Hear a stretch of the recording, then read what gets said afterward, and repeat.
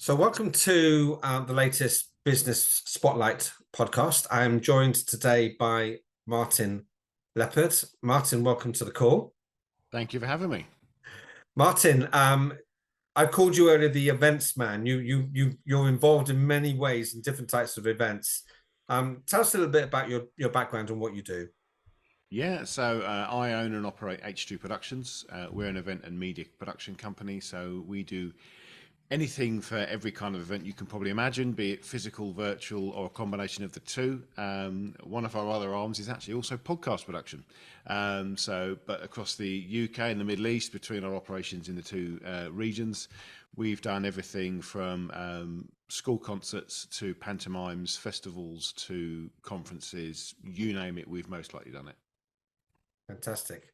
And I know that you're very much part of the networking scene, the business networking scene down in Brighton as well. Tell us a bit about that. Yeah, no, we are a big part of the networking scene. We are one of the partners behind the Big Business Breakfast Club. So it's a monthly networking event that happens in different venues around Brighton. And we call it Laid Back Networking with a Conscience. So it's a very accessible event that we donate to charity every month. And basically, we hop around different venues to give people the opportunity to go to spaces they might not have necessarily been and meet people that they haven't had a chance to network with. And what is it that you particularly enjoy about that work? It's great. It's the community. I've got so many great friends and colleagues that we've met through the BBBC. You know, for us, for what we do, it's not somewhere where we're going to go and find, half a dozen clients every month. That's not why we do it. We do it because of the people that we meet, of the referrals that we might be able to make of those people to other people, and just generally, working with other businesses in the Brighton area. I've always been a big believer that collaboration is key. There's enough work for everybody. We've just got to all help each other. No, absolutely, totally agree with you. And it's really interesting that your angle also is that you're not making money from this project. This is something that enables you to support other charities and other organizations as well. Martin, you shared with me earlier that you were involved in an accident, and that's shaped your life and how you approach business. What would you like to share with us about that? Yeah, so I mean, it was quite a shock when it happened. It'll be 11 years ago this January coming. Basically, ironically, on my way to a job up in York, and I didn't make it much further than the centre of Brighton. Had a car accident. It wasn't necessarily the car accident itself that caused the problem, but an injury that triggered something else. Basically, I ended up with a neurological disease, complex regional pain syndrome. And one of the main symptoms is chronic pain, but extreme chronic pain, and that causes reduced mobility and disability as a result. So at 27, in the space of a week, I went from someone who was going to the gym 3 times a week, running 30, 40K a week, cycling and doing this job, to being unable to walk 2 meters down the hallway at my in home without being aided by someone, and physically unable to just walk and mobilise. So it was quite a shock at 27, especially when I then got told, this is what you've got, and here you go, good luck with it. So I had to take a very big sort of long, hard look at what I was doing and how I was going to do it, because at the end of the day, this is not something that you can easily do when you have limited mobility. So yeah, it's been a challenge. I've taken the mantra that I can choose to live with or live under my condition, so I live with it rather than under it. And I'd like to think that I can set an example to people that, whilst I still have limitations, and whilst everything that I do is still going to have repercussions, I'm still able to do it. And that shouldn't be a deterrent to people to think that they're not able to do something like this if they're passionate about it and they really want to do it. That's not necessarily to say to push themselves maybe like I shouldn't, but to say that there are opportunities, and don't think that the door is shut to you just because you're not like everybody else.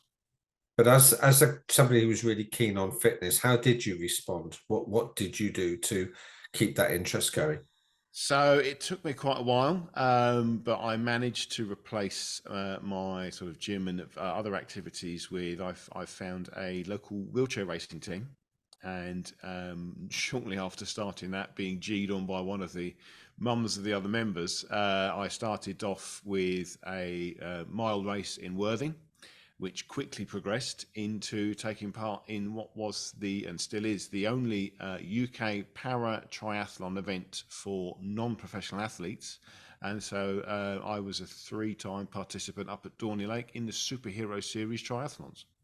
Okay, so you've certainly powered your way through, through that particular challenge. But as a result of doing that, and with your level of fitness, you've discovered problems that perhaps other people may be facing if they're wheelchair bound. Tell us a little bit about that. Absolutely. I mean, it's saddening that it's had to take a change in my personal situation and my personal circumstances in order to open my eyes to it. But since becoming disabled, I've become a lot more aware of inclusivity or accessibility options at events, and realizing or noticing that there are many or far too many cases that these things are more of a tick box exercise than an actually thought through process. As I mentioned earlier, I attended an event once where I attended an event in my wheelchair, booked tickets for a wheelchair access platform, and at the time, in training for triathlons and things, I couldn't push myself up the access ramp to get to the wheelchair platform. And I thought, well, if I can't do this, what chance does any other member of the audience have if they've booked a wheelchair ticket? And this is a massive failing on the part of the organizer. Yeah, they've put a platform in, but all they've done is they've ticked an axis. Well, there's a platform, there's a ramp. What more do you want? Well, it's not fit for purpose. You need to have thought about what you're doing, why you're doing it, and how is it going to be used. Hmm. Doing that is almost worse than not having anything at all. But I can't imagine this is something that you're going to passively, or that you are passively sitting back and accepting. So what Absolutely are you not. So doing to raise it's awareness and challenge?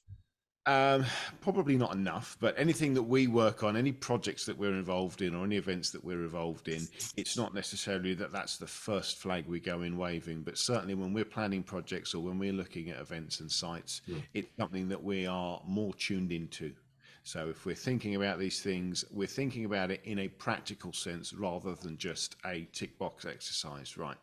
If someone's got to come in using a wheelchair or with limited mobility, how do they operate that? Well, there's a ramp there or there's that. Okay, but is that fit for purpose? Does it meet the actual DDA regulations?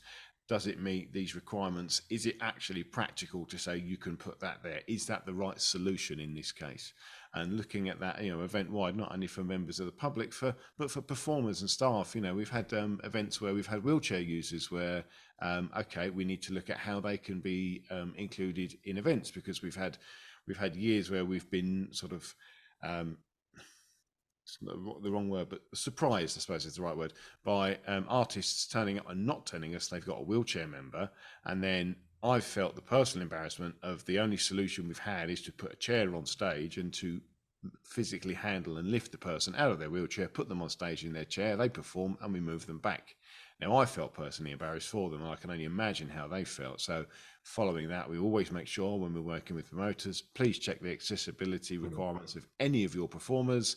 We've provided wheelchair lifts, ramps, all sorts of different solutions for events that are far, far more inclusive and less, to be blunt, humiliating for performers than instances like the incident we had on another event. Hmm. And one thing that's shining through, both in your own testimony and also on behalf of these people that are performing, is that they don't intend to let their disability hold them back from doing what they love and what they do.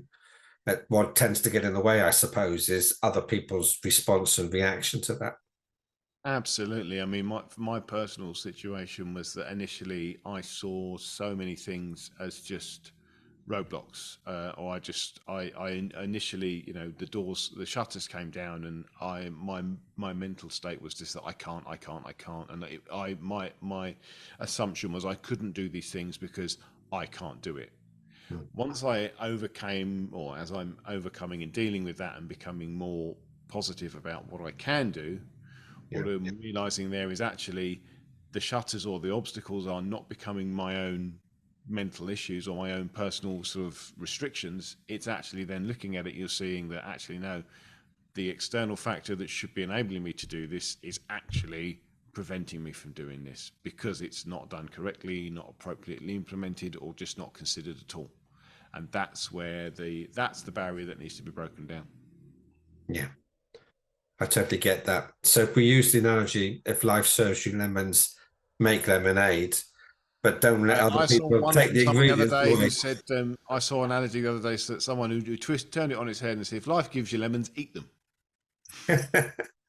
Don't let anybody take them away from you and get in the way of you eating them. I like that. Exactly. Martin, it's been a real pleasure talking to you, and thank you for sharing your story and Yeah, your thank you for having passions. me. It's been a You're pleasure. welcome. Thank you.